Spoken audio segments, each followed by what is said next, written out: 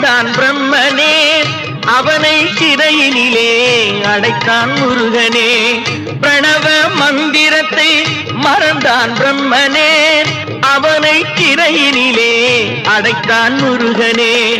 அதனால் கந்தனிடம் பிரம்மனும் மிரளுவான், அதனால் கந்தனிடம் பிரம்மனும் மிரளுவான். கந்தன் அடியவர்க்கு அவனும் அருளுவான், கந்தன் அடியவர்க்கு அவனும் அருளுவான். கந்தனிடம் செல்லுங்கள், என்ன வேண்டும் சொல்லுங்கள்.